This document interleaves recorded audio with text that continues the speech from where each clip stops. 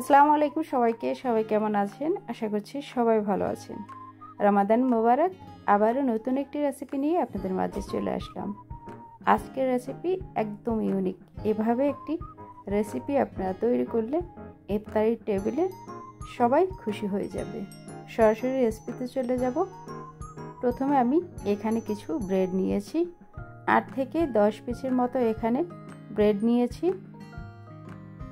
এখন যেসব উপকরণ এখানে লাগবে সেটা আমি সব রেডি করে নিয়েছি। এবার একটি কাটার দিয়ে এভাবে ব্রেডগুলো কেটে নিব। সবগুলো ব্রেড আমি এভাবে কেটে নিচ্ছি। এখানে 10 পিসের মতো আমি ব্রেড নিয়েছি। যে কোনো কাটার দিয়ে আপনারা কেটে নিতে পারেন। এভাবেই যে নিতে হবে তেমন কোনো কথা নেই, সার্কেল নিলেও হবে। এভাবে আমি সবগুলো কেটে নিয়েছি। এখন ভিতরে যে পুরটা আমি দিব সেটা রেডি করে রাখবো। এবার একটি বোল নিয়েছি, এখানে দিয়ে দিব 1 কাপ পরিমাণের গরুর মাংস আমি সেদ্ধ করে নিয়েছি, সেটা কিমা করে নিয়েছি। আর দিয়ে দিলাম 1 কাপ আলু সেদ্ধ, 1/2 কাপ দিয়ে দিলাম আমি পেঁয়াজ কুচি। এবার দিয়ে দিব 1 টেবিল স্পুন এখানে কাঁচামরিচ কুচি, আর 1/2 কাপ দিয়ে দিলাম ধনিয়া পাতা। 2 টেবিল স্পুন আমি পেঁয়াজ বেরেস্তা দিলাম। 1/2 টিস্পুন হলুদ গুঁড়ো, 1/2 টিস্পুন মরিচ গুঁড়ো দিয়ে দিলাম। এবার আমি এখানে 1/2 টিস্পুন জিরা গুঁড়ো দিয়ে দিলাম। এখানে চাট মশলা আমি 1/2 টিস্পুন দিলাম। এবার ভালো করে হাতের সাহায্যে এটা ভালো করে মিক্স করে নিতে হবে। আমি ধনিয়া পাতাটা ফ্রোজেনটা দিয়েছি, আপনাদের কাছে ফ্রেশ থাকলে সেটা দিতে পারেন। আমার এখানে অ্যাভেলেবেল ধনিয়া পাতা পাওয়া যায় না, সেজন্য আমি সারা বছর ফ্রোজেন করে রাখি আর সেটাই ইউজ করি। এবার স্বাদমতো লবণ দিয়ে দিলাম। এখন আমি এখানে 1 টেবিল স্পুন সয়াবিন তেল দিয়ে দিলাম, আর দিয়ে দিলাম একটি ডিম। এবার ভালো করে একটু মিক্স করে নিচ্ছি। তারপরে এটা সাইড করে রেখে আমি এখানে একটি বোল নিব। কিছু ব্রেড ক্রাম্ব নিয়েছি, সাইড করে রেখে দিচ্ছি। আরও একটি বোলে 2টো ডিম ভেঙে নিচ্ছি। এবার ডিম দুটো ফেটিয়ে নিচ্ছি। ডিমটা সাইড করে রেখে এখন ব্রেডগুলো আমি কেটে নিয়েছি সেটার ভিতরে এই পুরটা ভরে দিব। আপনারা এভাবে সার্কেল করেও দিতে পারেন অথবা কাটার দিয়ে একটা শেপ করেও দিতে পারেন। সরাসরি আমি এখন ভিতরে দিচ্ছি। একটু চাপ দিয়ে দিতে হবে আর সব সাইডে ভালো করে এভাবে পুরটা সেট করে দিতে হবে। এভাবে যদি একটু চাপ দিয়ে সব সাইডে দেওয়া যায় তাহলে সব সাইডটাই ভালোভাবে পুরটা থাকবে।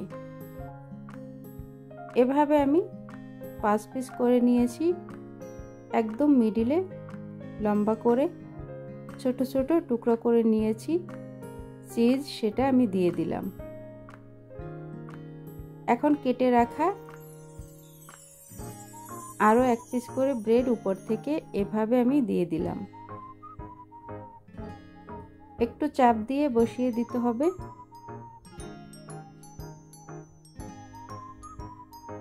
উপরে যে সাইডটা দিয়েছি সেটাও আমি অল্প অল্প করে আলুর পুরটা বসিয়ে দিচ্ছি। এখন কিন্তু 2টা ব্রেডই ভালোভাবে পুরটা হয়েছে। এভাবে চাপ দিয়ে আর কি লাগিয়ে নিলে খেতেও ভালো লাগবে আর একটা সাইডে চলে আসবে না। সবগুলো আমি এভাবে করে নিয়েছি। এখন ডিমে এভাবে চুবিয়ে তারপরে ব্রেড ক্রাম্বসে কোট করে নিব। প্রথমে একটু সাবধানে করবেন যাতে পুরটা বের না হয়ে যায়। এভাবে একটু চাপ দিয়ে করে নিলে আর কিন্তু বের হবে না। আর ভাজার সময়ও তেমন কোনো কিছুই বের হবে না ভিতর থেকে।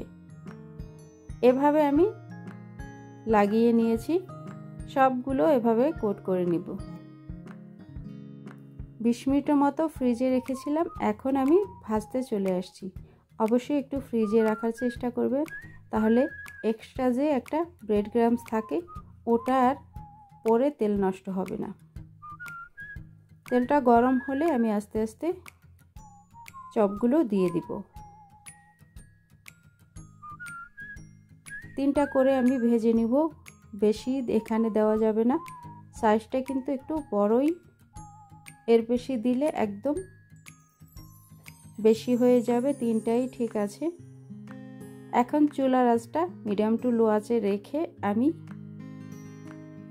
ব্রাউন করে ভেজে নিব। এর বেশি ভাজার কোনো দরকার নেই। আর যতটা ক্রিস্পি হওয়ার অলরেডি হয়ে গিয়েছে।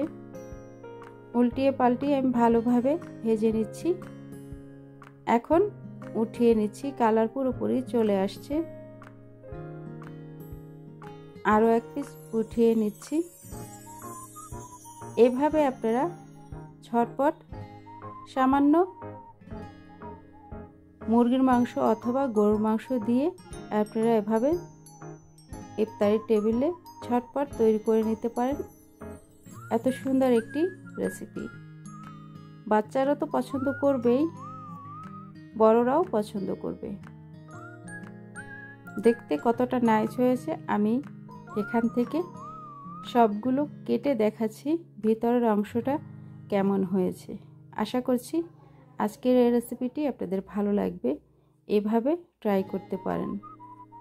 এখন কেটে দেখাচ্ছি ভিতরের অংশটা কেমন হয়েছে। ভিতরের সাইডটা এত সুন্দর হয়েছে, দেখুন সব সাইডে পুরটা কিন্তু ভালোভাবে বসানো হয়েছে। আমি এক সাইডে দিলে কিন্তু পুরটা এক সাইডে চলে আসতো, সেটা খেতেও ভালো লাগতো না আর দেখতেও ভালো লাগতো না।